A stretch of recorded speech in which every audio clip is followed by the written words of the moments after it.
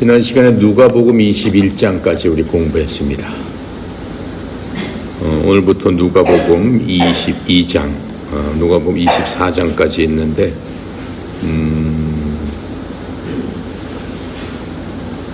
올해 안으로 마치려고 했는데 조금 어렵게 생겼어요. 여러분들이 또 휴가를 다음 주에 또 다 가서 못하게 생겼어. 어쨌든 간에 하는 데까지 해보도록 하겠습니다. 누가복음 22장 1절부터 우리 몇 절까지냐 이게 6절까지 함께 읽고 만나보도록 하겠습니다. 다 찾았죠? 6월절이라 하는 무교절이 다가오매 대제사장들과 서기관들이 예수님을 무슨 방도로 죽일까 궁리하니 이는 그들이 백성을 두려워함이더라. 열둘 중에 하나인 가롯이니라 부르는 유다에게 사탄이 들어가니 이에 유다가 대제사장들과 성전 경비대장에게 가서 예수님을 넘겨줄 방도를 의논하매 그들이 기뻐하며 돈을 주기로 언약하는지라.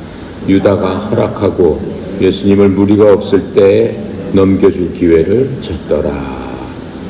아멘.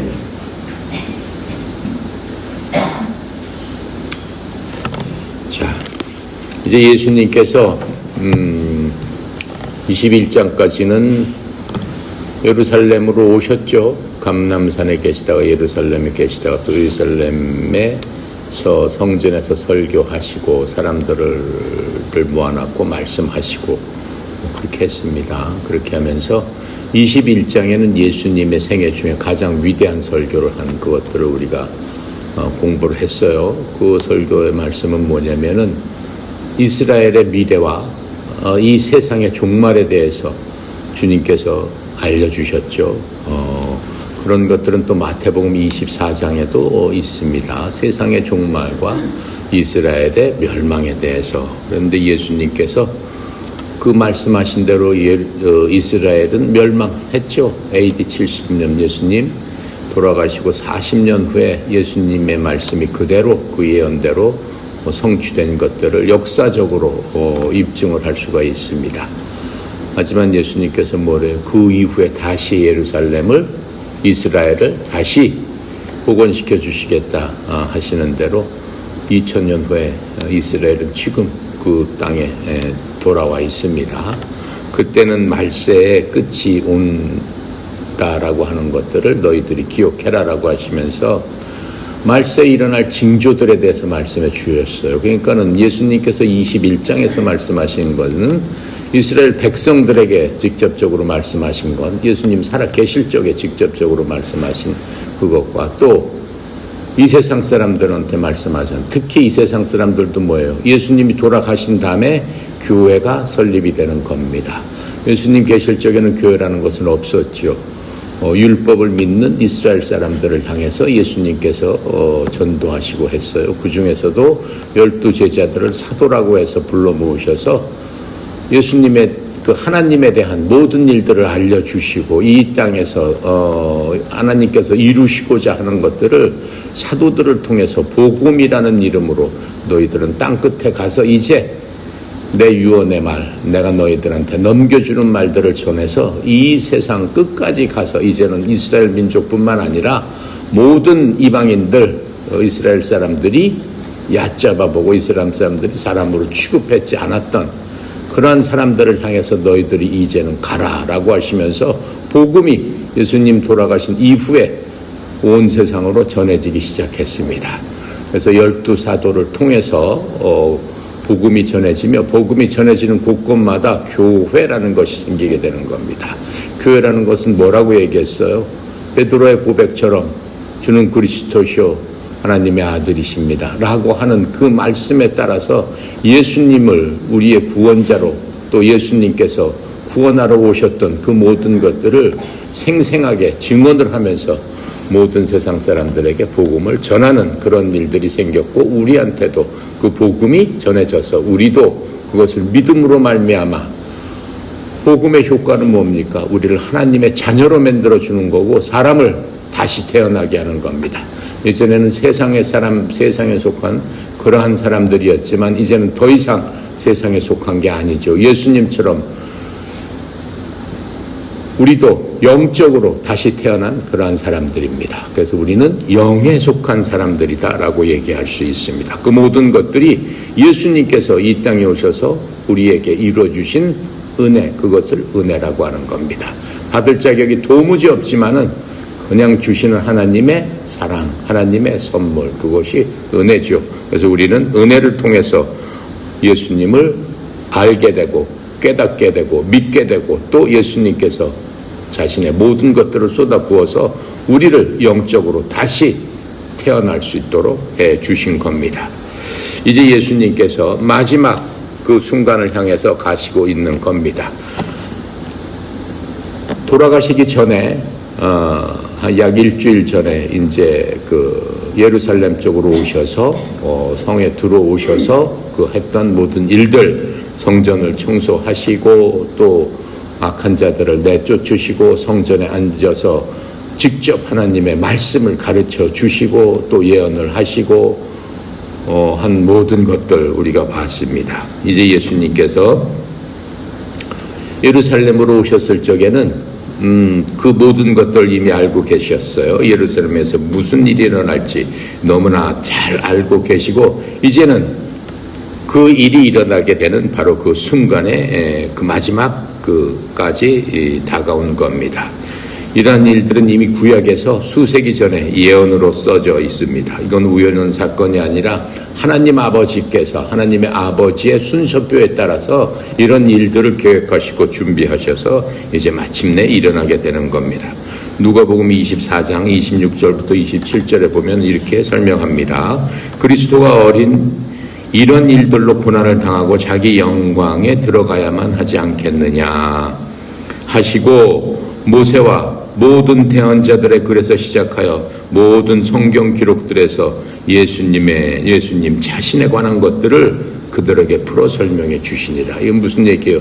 예수님께서 십자가에 돌아가시고 사흘 만에 부활하셔서 엠마오로 가는 제자들, 예수님이 이제 돌아가셨으니까 이제 우리는 어떡하지?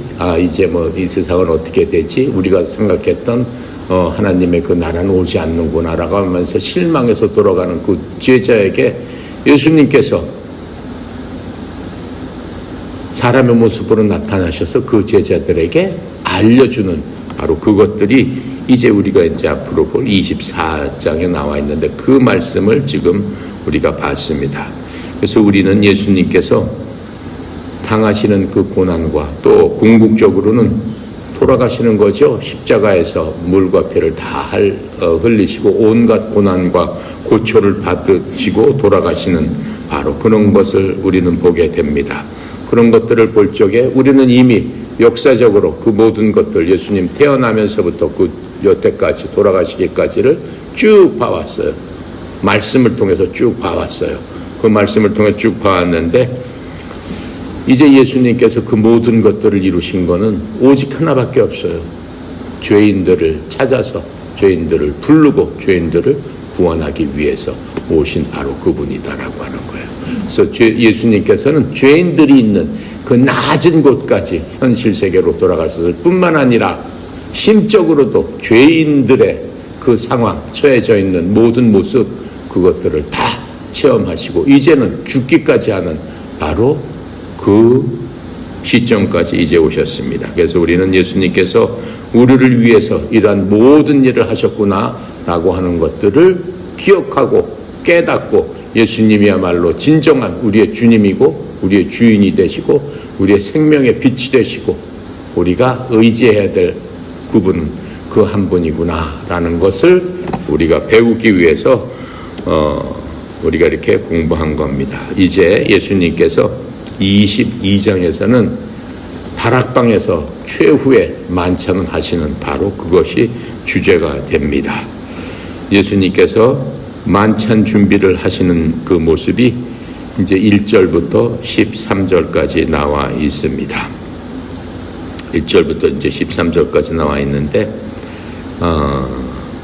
그 전에 이제 유월절을 준비하시다라고 하는 이제 그 것들을 우리가 보게 됩니다. 다시 7절부터 우리 13절까지 함께 한번 읽어보겠습니다. 유월절 양을 잡을 무교절 날이 이른지라 예수님께서 베드로와 요한을 보내사 이르시되 가서 우리를 위해서 유월절을 준비하여 우리로 먹게 하라. 여짜오되 어디서 준비하시기를 원하시나이까. 이르시되 보라 너희가 성내로 들어가면 물 한 동이를 가지어가는 사람을 만나리니 그가 들어가는 집으로 따라 들어가서 그 집 주인에게 이르되 선생님이 내게 하는 말씀이 내가 내 제자들과 함께 유월절을 먹을 객실이 어디 있느냐 하시더라 하라. 그리하면 그가 자리를 마련한 큰 다락방을 보이리니 거기서 준비하라 하시니 그들이 나가 그 하신 말씀대로 유월절을 준비하니라. 이렇게 얘기하고 있습니다. 지금 예수님께서 이 성에 들어오신 것은 바로 유월절 그 준비를 하는 바로 그 날이니까는 유월절 바로 그 즈음에 들어가셨다라고 하는 것을 우리가 알 수 있습니다. 유대 사람들 달력에서 가장 중요한 거는 세 가지 명절이 있어요. 우리나라도 명절이 있잖아요. 우리나라가 가장 중요하게 하는 명절, 뭐 설날, 추석, 무슨 뭐 있겠죠. 뭐 그런 것들이 있듯이 이스라엘 사람들은 국가적인 명절로서 유월절과 오순절과 장막절 해가지고 이 세 가지를 가장 큰 명절로 따집니다. 전체적으로는 7, 8가지 큰 명절이 있습니다. 그 중에서도 이 세 가지가 가장 큰 명절이에요. 이 명절 때는 누구나 다 함께 모여서 하나님 앞에 감사하고 하나님 앞에 예배드리고 하는 바로 그러한 것들입니다. 이 모든 그 명절은 모세 율법에 그대로 나와 있습니다. 그래서 레위기 23장에 그대로 있습니다. 그래서 이때 모든 유대 남자들은 1년에 3번씩 반드시 성전에 모여서 하나님께 예배를 드려야 되는 거고, 그렇게 하기 위해서는 하나님의 성전이 있는 예루살렘으로 모든 사람들이 모여야 됐어요. 그래서 모든 사람들이 이 세계 명절 동안에는 수십만 명이 예루살렘에 머물면서 하나님 앞에 예배드리는 모습을 우리가 성경에서 볼 수 있습니다. 유월절은 여러분 다 아시다시피 모세가 이스라엘 백성들을 데리고 나올 적에 어때요? 마지막 10가지 재앙 중에 마지막 재앙이 뭐예요? 죽음의 사자가 이집트에 있는 모든 집을 그날 저녁 때 들어가서 그 집의 첫 번째로 난 장자들을 다 죽여버리는 그러한 재앙입니다. 그 재앙을 피하기 위해서 그 안에 살고 있던 200만 명의 이스라엘 사람들에게는 뭐라고 얘기했어요?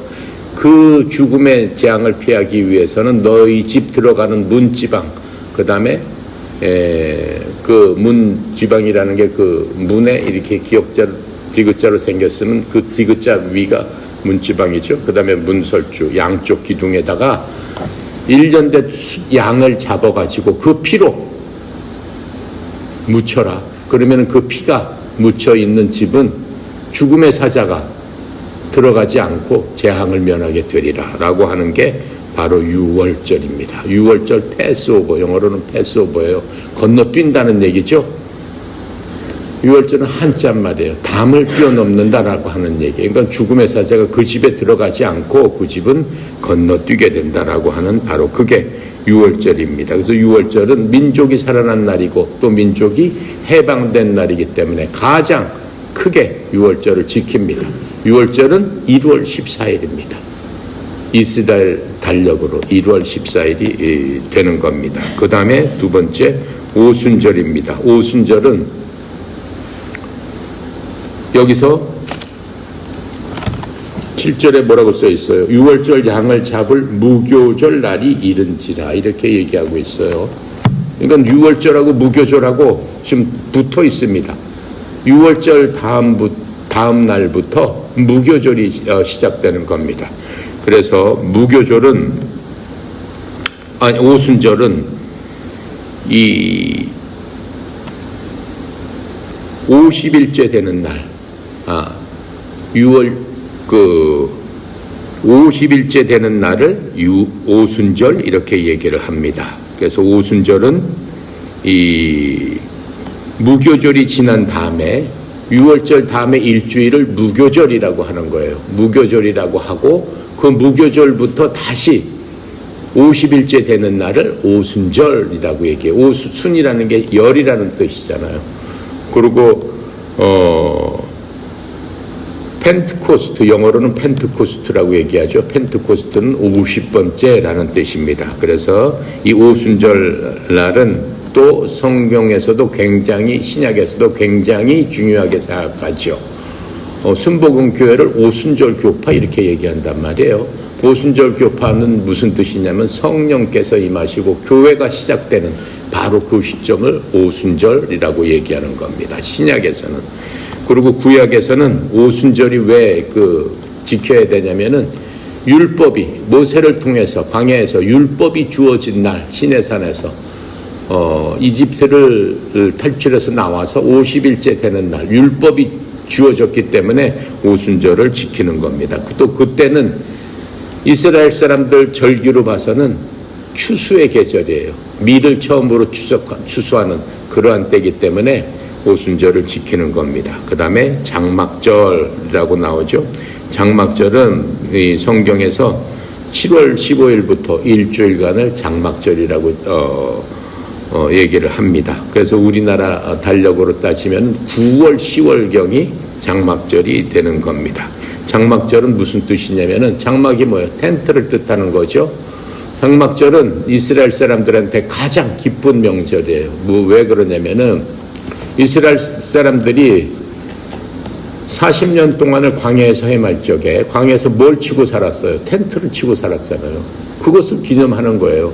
그래서 이 장막절에서는 지금도 이스라엘 사람들은 자기 집 앞에다 텐트를 치고 그 안에 들어가서 그것을 기념하는 겁니다. 옛날 우리 조상들이 광야에서 이 텐트 속에서 살면서 하나님의 인도를 받았다라고 하는 것들을 기념하는 거예요. 하지만 그때 가장 기뻤다라고 하는 거예요. 왜요? 하나님께서 거기에 임해져 있기 때문에, 그 텐트에 거하셨기 때문에, 같이 임재하고 있었기 때문에. 그래서 하나님의 은혜를 기억하면서 하나님께서 낮에는 구름 기둥, 밤에는 불 기둥식으로 우리가 텐트에 있을 적에 우리와 함께 임하시면서 지켜주셨다라고 하는 그러한 뜻으로 이 장막절을 중요하게 생각하고 있는 겁니다. 그래서 6월절, 오순절, 장막절 이 세 개가 유대민족들한테는 지금도 지켜지는 아주 큰 명절이 됩니다. 그래서 이때 모든 유대 남자들은 예배를 드리기 위해서 반드시 예루살렘으로 가서 거기 성전에서 예물을 드리고 예배를 드려야 됐습니다. 신명기 16장 16절에 모세가 쓴 신명기 16절에 그렇게 얘기를 하고 있어요. 내 모든 남자는 한 해에 3번 곧 무교절과 77절과 오순절과 장막절에 주 내 하나님께서 택하신 그곳에서 그분 앞에 나타나서 주님 앞에 빈손으로 나타나지 말고 예배를 드릴지어다 이렇게 얘기하고 있습니다. 6월절은 이미 제가 다 설명을 했고 이 모든 것들은 구약의 예표라고 했어요. 6월절 어린 양을 그렇게 피를 흘려서 잡아서 죽여서 문설주, 문지방에다가 바르게 되면은 죽음의 사자가 넘어간다라고 하는 것은 이 어린 양, 그 어린 양의 죽음을 통해서 구원을 얻게 되는 바로 그것들을 구약에서 보여줬는데 그것은 실제로 오시는 어린 양 예수님을 앞으로 오실 예수님을 상징하는 그러한 예표다라고 하는 겁니다. 그래서 우리는 예수님을 어린 양 예수님 이렇게 얘기하는 거죠. 예수님께서 그 피를 통해서 우리를 어디서 구원해 주신 거예요? 죽어야 될 우리를 죄악으로부터 건지시고 구원해 주셔서 지옥에 안 가고 하나님 계신 천국에서 영원히 살 수 있도록 영생을 주신 바로 그분이다 이거예요. 그래서 이것이 신약 예수님께서 이 땅에 오셔서 실제로 하신 바로 그 모습을 상징하는 겁니다. 성경에 보면 이집트는 이 세상을 상징하는 겁니다. 이집트의 왕 파라오는 마귀를 상징하는 겁니다. 그래서 이스라엘은 하나님의 백성을 상징하는 겁니다. 그리고 6월절 어린 양의 희생과 또 이 피의 대속의 죽음은 예수 그리스도를 예표하고 있는 겁니다. 실제로 예수님께서 어린 양으로 오셔서 이제 유월절 바로 그 전날 제자들과 함께 유월절을 기념한다라고 하셨죠. 유월절을 기념하러 오셨는데 바로 그 전날이라고 얘기했어요. 바로 그 유월절에 이제 피를 흘리시고 죽으셔야지만 이 성경 기록이 그대로 예표가 되는 거죠. 예수님 돌아가신 날짜는 정해져 있어요. 1월 14일 날. 예수님은 이 땅에 오셔서 1월 14일 날 십자가에서 돌아가신 겁니다. 그래서 유대인 역사학자들에 따르면 예수님이 출생 전에 유월절 풍습이 1월 14일, 즉 이 저녁 때 어린 양과 누룩 없는 빵과 쓴 채소와 함께 먹으면서 이 무교절이 시작되는 겁니다. 1월 14일 6시가 넘어가면은 그 다음 날부터 밤 6시 이후에는 무교절로 넘어가는 거예요. 15일부터는 무교절이 되는 겁니다.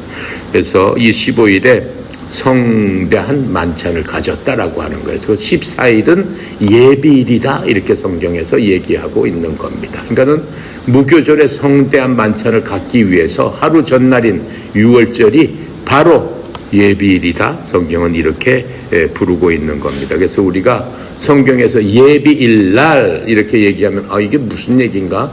라고 생각하면 안 됩니다. 지금 내가 설명한 것처럼 그렇기 때문에 무교절을 예비하는 그날이구나 이렇게 생각하면 되는 겁니다.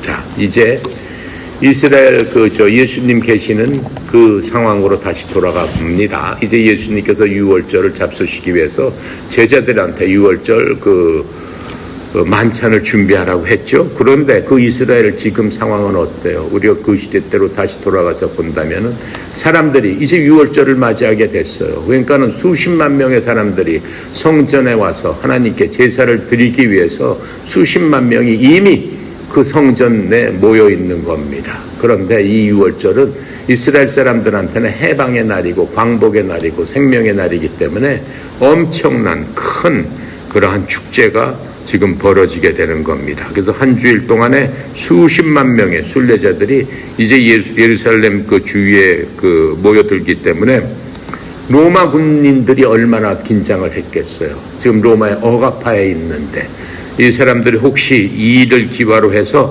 어떻게 해요? 로마에 대항할까봐 전전긍긍하고 있는 겁니다. 그래서 이 성경에 보면 헤롯 왕이 나오고 또 총독 본디오 빌라도가 나오고 뭐 이렇게 계속 나오죠. 그런데 이 조그만 지방에 이 이스라엘만 다스리는 게 아니고 그 지역 전체를 다스리는 총독 빌라도하고 헤롯 대왕까지 거기에 와 있다는 얘기는 뭐예요? 이 사람들이 바로 예루살렘 그 치안을 굉장히 걱정을 하고 있었다라고 하는 그런 얘기가 되는 겁니다.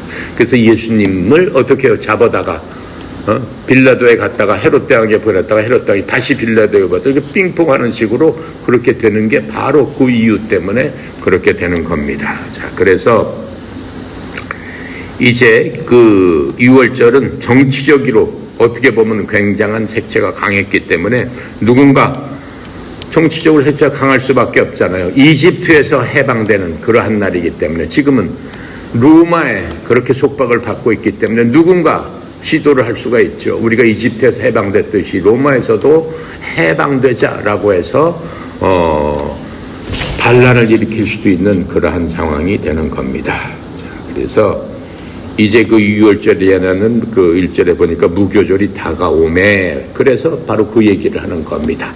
유월절 바로 그 다음 날이 무교절이기 때문에 이렇게 쓴 겁니다. 대제사장과 서인관들이 예수를 죽일 방책을 궁리했지만은 백성이 두려웠습니다. 모든 백성이 예수님을 뭐라고 해요? 선지자다, 메시아다, 우리를 해방해 줄 사람이다 이렇게 얘기했는데 수십만 명의 사람들이 예수님의 명성을 듣고 예수님을 자기의 메시아로 믿고 있는데 거기서 예수님을 잡아 죽이게 되면은 어떻게 되겠어요? 대제사장과 서기관들이 어떻게 되겠느냐 말이에요. 그러니까는 예수님을 죽이고 싶었지만은 죽이지 못하고 있는 차에 누가 들어갔어요? 가룟 유다한테 사탄이가 들어갔다고 얘기하고 있어요. 가룟 유다 속으로 사탄이가 들어가서 유다가 밤에 몰래 이 사람들한테 가가지고 내가 그 예수를 잡아줄 테니까는 어떠냐? 했더니 은 30냥을 받고 예수님을 잡아주는 그러한 국리를 지금 하고 있는 겁니다. 그래서 이 가룟 유다가 사탄을 통해서 예수님을 잡는데 이제 쓰임을 받는 그런 것들을 볼 수 있습니다. 그런데 이 이스라엘의 가장 거룩한 이 명절인 바로 6월절에 이 사람들이 역사적으로는 가장 큰 범죄를 준비하고 있는 거죠. 그래서 이스라엘 사람들이 6월절 기간에는 집안에 어떠한 누룩도 두지 말라고 그랬어요. 효모를 두지 말라고 그랬어요. 빵을 만들 적에는 효모를 놔서 어떻게 해요? 빵을 갖다가 몇 시간 동안 이렇게 놔두죠. 그래서 부풀러 오르게 해서 빵을 만드는 게 이 사람들도 그렇게 만듭니다. 근데 6월절 날은 그 누룩을 넣는 빵을 만들지 말라고 그랬어요. 왜요? 시간이 없어요. 이 6월절 날 바로 저녁 6시까지 그 모든 일을 하고 짐을 챙겨서 이스라엘을 탈출을 해야 되는데 빵 만들 시간이 없어요. 그렇게 빵을 재놓고 기다리고 할 시간이 없어요. 그러니까 누룩 없는 빵을 그냥 구워서 그것을 먹고 양고기하고 먹고 어떻게 해요? 그걸 싸가지고 너희들은 나와라. 이렇게 됐기 때문에 성경에 그렇게 돼 있단 말이죠. 그래서 이 누룩 없는 빵을 먹는 게 6월절에는 전통이 됩니다. 출애굽기 12장 15절에 설명합니다. 너희는 7일 동안 무교병을 먹을지니, 이게 무교병이라는 게 누룩 없는 빵을 먹을지니 그 첫날에 누룩을 너희 집안에서 없애라. 무릇 첫날부터 7일까지 유교병을 먹는 자는, 즉 누룩이 있는 빵을 먹는 자는 이스라엘에서 끊어지리라, 이렇게 얘기하고 있어요. 그러니까 그 날을 기념을 해라라고 하는 거예요. 그 긴박했던 순간, 하나님께서 너희들을 구원했던 그 순간을 기억해라라고 지금 말씀하고 있는 겁니다.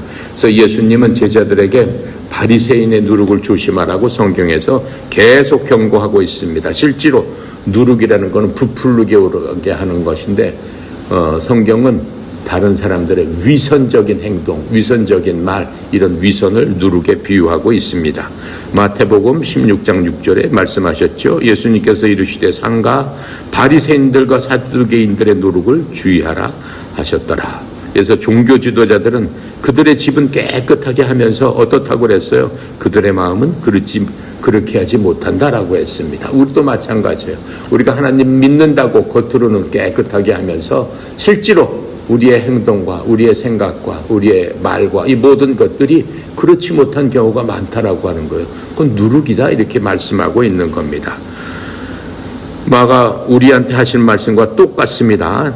마태복음 23장 25절부터 28절까지입니다. 서기관과 바리새인들 위선자들아, 우리한테도 얘기하는 거예요. 너희에게 화가 있을지로다.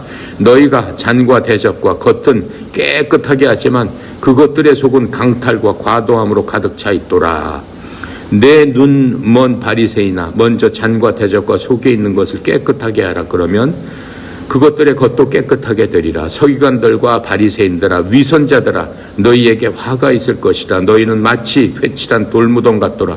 겉으로는 참으로 아름답게 보이지만 속은 죽은 사람의 뼈와 모든 부정한 것으로 가득하도다. 이와 같이 너희도 또한 겉으로는 사람들에게 의롭게 보이나 속은 위선과 불법으로 가득하도다. 하나님께서, 예수님께서 우리를 봤을 적에 그렇게 보신다라고 얘기하는 거예요. 하나님의 말씀은 살았고 능력이 있어서 우리의 영과 혼과 관절과 골수를 쪼개면서 우리 속에 있는 모든 것들을 쳐다보고 계신다라고 지금 말씀하고 있는 겁니다. 그래서 이제 이 종교 지도자들, 지금 이렇게 얘기했던 바리새인들, 서기관들, 사두개인들, 이런 모든 사람들, 또 사내들인 공회원들, 이런 모든 사람들은 예수님을 잡아서 없애려고 얼마나 그 속으로는 노력했어요. 그런데 그렇게 하다 잘못되면 자기 자신이 사람들로부터 비난을 받을까 봐 겁이 나서 그렇게 못하고 있었어요. 근데 마침 유다가, 예수님의 제자 중에 하나인 유다가 그들의 문제를 풀어주겠다고 지금 나선 겁니다. 그래서 유다는 군중의 소란이 없이 은밀하게 예수님을 넘겨주겠다고 해서 이 사람들은 잘 됐다라고 하면서 이 군중들 몰래 군중들이 그 예수님을 잡아가면서부터 발생할 그러한 소요를 피하면서 예수님을 잡게 되는 겁니다. 자, 그래서 이제 유다는 이 사탄의 유혹에 넘어가서 이런 일들을 꾸미게 된 거죠. 예수님을 진심으로 유다가 그럼 믿었냐? 믿지 않았죠. 요한복음 14장 2절에 그 설명합니다. 6월절 이제 저녁을 제자들과 마칠 무렵에 마귀가 가롯 유다한테 들어가매 가롯 유다가 그분을 예수님을 배반하여 넘겨주려는 생각이 들었더라. 유다의 죄는 뭐예요? 예수님에 의해서 씻겨지지 못했습니다. 예수님은 어떠한 죄도 다 씻겨주실 수 있는 분입니다. 예수님께서 말씀하시는 건 뭐예요? 너희가 무슨 죄를 짓더라도 전부 다 회개하고 돌이키면은 너희 모든 죄를 깨끗하게 내가 씻어줄 수 있다, 이렇게 말씀하셨어요. 예수님을 판 죄도 씻어줄 수 있는 죄입니다. 오직 한 가지만 안 된다고 했죠. 성령을 회방하는 죄. 그것만 빼놓고는 모든 죄는 씻겨짐을 받는다라고 얘기했어요. 성령 회방죄는 지금은 없는 죄예요. 성령 회방죄는 무슨 죄예요? 예수님께서 병자를 고치고 죽은 자를 살리고 할 적에 이 바리새인 서기관들이 뭐라고 예수님한테 얘기했어요? 아, 저 사람이 저렇게 하는 거는 마귀의 힘을 힘입어 저렇게 하는 것이다. 저 사람의 뒤에는 마귀가 있다. 이렇게 얘기해요. 바로 그것이 성령을 회방한 죄다. 예수님께서 그렇게 하신 것은 성령님의 능력으로 그렇게 한 거다라고 하는 거예요. 지금 시대에는 그러한 죄는 없기 때문에 지금 시대에는 성령 회방죄라는 것은 없는 거예요. 가끔가다 뭐 교회에서 하고 뭐 하는 일을 회방한다 그럼 성령 회방 아닌 거예요. 성령 회방죄는 예수님께 그 당시에 속했던 바로 예수님을 마귀의 뭐라고 얘기하는 거예요? 자식이다라고 하는 식으로 얘기했잖아요. 그게 바로 성령 회방죄다라고 하는 겁니다. 그러니까는 가롯 유다가 예수님을 돈 주고 팔았던 그러한 죄도 유다는 회복할 수 있었죠. 하지만 예수님께서는 그 모든 것들을 이미 알고 계셨어요. 유다가 그렇게 할지도 알고 계셨어요. 요한복음 13장 10절부터 11절에 말씀하십니다.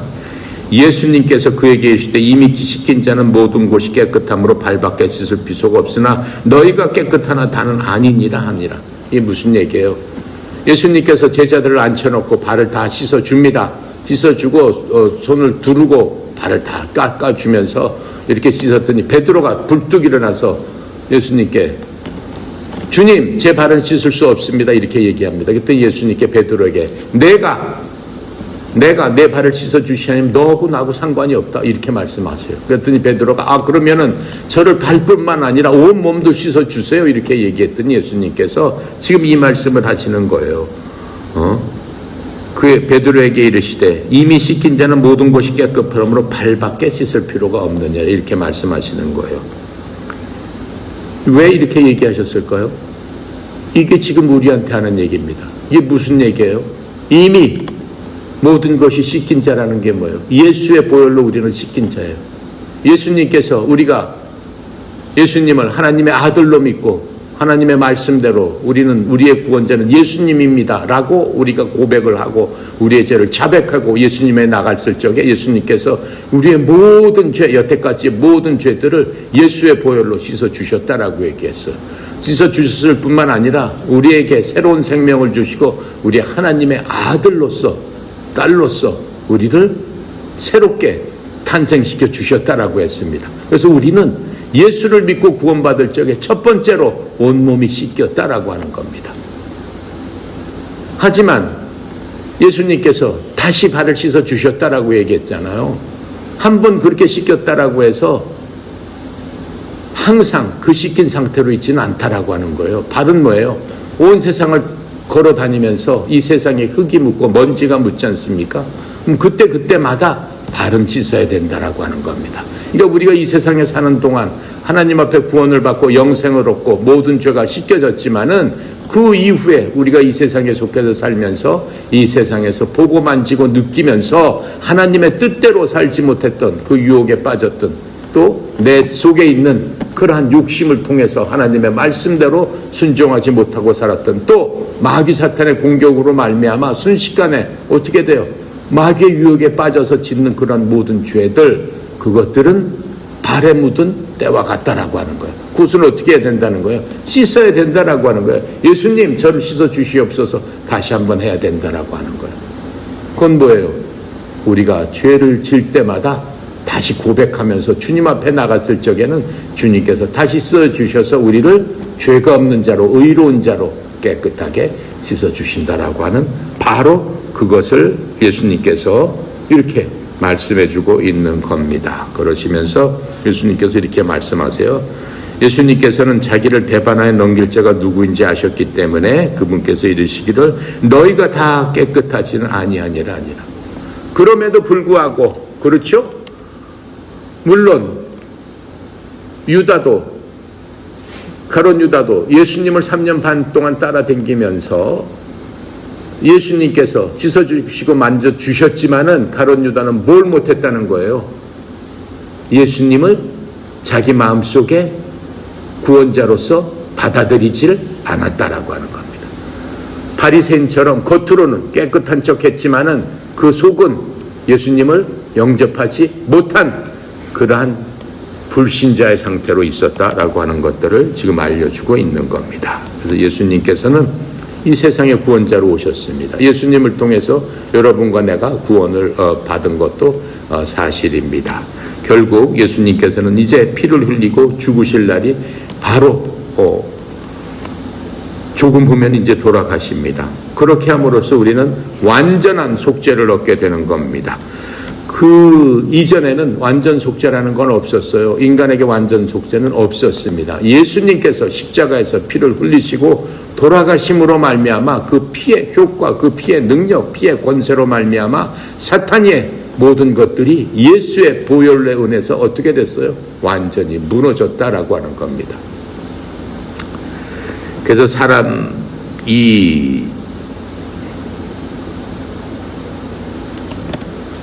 가룟 유다는 성경에 보면은 베드로 다음으로 많이 나오는 이름입니다. 그리고 성경에 보면은 예수님이 12제자를 호명하실 때 항상 베드로가 맨 처음에 나옵니다. 그리고 맨 마지막에 나오는 이름이 유다입니다. 요한복음 17장 12절에 이렇게 설명합니다. 내가 그들과 함께 세상에 있을 때 아버지의 이름으로 그들을 지켰나이다. 아버지께서 내게 주신 자들을 내가 지켰고 멸망의 아들 외에는 그들 중 하나도 잊어버리지 아니하였나이다. 이것은 성경 기록이 성취되게 하려 함입니다. 이렇게 말씀하고 있어요. 멸망의 아들 뭐예요? 가룟 유다 빼놓고는 주님께서 그 아들을 모두 지켰다라고 하는 겁니다. 그런데 12제자들의 행적을 보면은 예수님 돌아가시고 전부 다 요한 빼놓고는 전부 다 순교합니다. 자기 의지대로 죽던 사람, 그 순리대로 죽은 사람은 사도 요한 하나밖에 없어요. 그럼 그 사람들도 지켰느냐? 그게 바로 지킨 거예요. 예수님께서는 영적인 눈으로 봤을 적에 어떻게 지켰어요? 끝까지 그 제자들이 11명의 제자들이 하나님의 말씀에 순종하면서 하나님의 말씀을 끝까지 지키면서 하나님을 주님으로 섬기면서 행복하게 그렇게 하는 것이 하나님의 영광에도 본인에게도 큰 하나님의 축복으로 생각하면서 그 모든 사람이 죽었고 그 모든 사람은 어때요? 그 12제자는 계시록에 보면은 있어요. 그들과 함께 하나님께서 이 땅에 오셔서 그들이 죽어서도 하나님 앞에 큰 쓰임을 받는 그런 것들을 우리가 공부하면 알 수 있습니다. 자, 그래서 유다는 원래 좋은 이름입니다. 유다라는 뜻은 주를 찬양한다는 뜻입니다. 하지만은 그 가롯 유다, 가롯이라는 말은 가롯 동네 사람입니다 라고 해서 가롯이라는 말을 쓴 거예요. 예수님도 나사렛 예수님이라고 했을 적에 나사렛 출신의 예수님이다 라고 해서 나사렛이라는 말을 쓴 겁니다. 근데 12제자 중에 11명은 누구예요? 다 갈릴리 사람들이었잖아요. 예수님께서 갈릴리로 가셔서 갈릴리에서 그 사람들을 다 픽업을 했습니다. 갈릴리는 지금 우리나라로 따진다면 저 함경북도쯤 되는 곳이에요. 그리고 우리나라가 통일됐을 적에도 함경도 사람들을 제일 천시했어요. 왜냐하면 중국하고 가깝고 가장 북쪽에 있어가지고 큰 혜택을 못 받기 때문에 그렇게 거칠고 막 그렇게 생각을 하는 바로 그 동네란 말이에요. 갈릴리가 그런 동네였는데 11명이 바로 그 갈릴리 사람들 출신이에요. 오직 이 가롯 유다만 유대 출신 사람이요, 남쪽 출신 사람이었다라고 하는 겁니다. 그래서 갈릴리 사람들은 굉장히 척박한 땅에서 자랐기 때문에 그 당시에도 문명의 혜택을 못 받았어요. 그래서 힘들고 어려운 그러한 지역에 살았기 때문에 사람들이 멸시를 했습니다. 그리고 이 로마 사람들은 특별히 이 갈릴리 사람들을 우대를 했어요. 반대로. 그리고 유대 사람들은 굉장히 좀 핍박을 하고 견제를 했어요. 그러니까는 지식인들이 많았고 배운 사람들이 많았고 재물이 좀 있었고 하니까는 독립운동을 할 가능성이 많다 이거죠. 그러니까는 이 사람들하고 그 사람들이 싫어하는 사람들을 오히려 로마가 이용해서 견제하게 하게끔 서로 싸움을 하게끔 이런 그 배경이 있었다라고 하는 겁니다. 근데 가롯 유다는 어때요? 원래 많이 그 제자 중에서는 제일 많이 배웠어요. 제일 많이 배우고 똑똑한 사람이기 때문에 가롯 유다한테 모든 재정을 맡겼죠. 재정을 맡긴 사람이 뭐 계획을 하고 준비를 하고 모든 것들을 해야 되니까 가롯 유다가 그래도 머리가 좋았다라고 하는 거예요. 근데 가롯 유다는 유대 쪽에 있는 사람이기 때문에 무슨 생각을 했을까요? 가롯 유다는 예수님을 통해서 이 나라를 로마로부터 구원하는데 일조를 해야 되겠다. 말하자면은 독립군적인 생각을 갖고 예수님을 섬겼다라고 하는 겁니다. 근데 마지막 판에 예수님께서 어떻게 해요? 예루살렘에 입성할 때까지는 과연 예수님께서 이 로마를 물리치고 우리나라를 독립시키겠구나, 하나님의 기적이 이제 드디어 일어나는구나 생각을 했는데 예수님께서 뭐라고 말씀하세요? 그런 말씀은 전혀 하시지 않고 본인이 이제 조금 있으면 죽는다 이렇게 말씀하시잖아요. 깜짝 놀란 거예요. 자기가 사령관으로 생각하고 3년 반 동안을 혼신을 다해서 섬겨가지고 이제 나라가 독립되면 나도 뭔가를 해봐야 되겠다라고 하고 있는데 아니 죽는다니. 그럼 나는 어떻게 되는 건가? 나는 뭔가? 내가 3년 반 동안 한 건 뭔가? 이 모든 것들이 무너지는 거 아닌가? 이렇게 생각한 거예요. 그러니까는 예수님의 제자들이 예수님 돌아가시기 전날까지 어떻게 얘기했어요? 우리 중에 누가 나중에 제일 크냐? 누가 나중에 국무총리 할 것이냐? 누가 나중에 장관 할 것이냐? 그거 갖고 싸웠단 말이죠. 가롯 유다도 거기에 싸웠을 겁니다. 그런데 예수님께서 청천벽력 같은 말씀을 하시니까 어떻게 돼요? 가롯 유다가 까무러친 거죠. 곰곰이 생각하다가 그날 저녁에 찾아간 거예요. 내가 이 사람을 넘겨줄 테니까 너희들 이 사람을 잡아서 너희들이 처단해라. 이렇게 된 거예요. 이해가 갑니까? 바로 그것이 유다가 예수님을 배반한 그러한 이유가 되겠습니다. 자, 오늘은 여기까지 7절까지 했습니다. 22장 우리 6절까지 했습니다. 기도하고 마칩니다. 사랑하는 하나님, 은혜 감사합니다. 이제 하나님께서 이 땅에 말씀으로 오신 그 하나님, 말씀이 육신이 돼서 우리 속에 거하신 그 하나님, 임마누엘 하나님께서 이제 우리들을 위해서 십자가에서 돌아가시는 그 광경을 저희들 봅니다. 2000년 전에 일어난 일이지만은 2000년 전에 모든 일들이 하나님 앞에는 하나님께서는 현재로 하나님께서는 모든 것들을 역사하시는 주님, 우리 마음속에 예수 그리스도의 그 크신 사랑과 은혜가 무엇인지 깨달을 수 있는 그러한 순간이 될 수 있도록 다시 한번 주님을 바라보고 의지하고 믿음으로 주님께 나가는 그러한 기회 될 수 있도록 주님 축복하여 주시옵소서.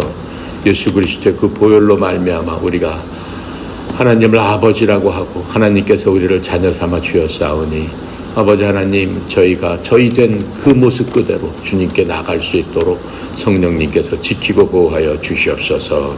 사랑하는 아들, 딸들, 아버지, 저희 협회가 3,000명의 잃어버린 영혼을 위해서 이제 일어나서 걷고 그들을 찾아서 나가는 그러한 일들이 아버지 하나님 2026년에는 228개 시군구에서 일어날 수 있도록 주님 역사하여 주시옵시고 주님의 기적을 여러분이 기뻐하는 모든 사람들에게 보여주셔서 살아계신 하나님을 찬양하는 그러한 2026년 될 수 있도록 도와주시옵소서.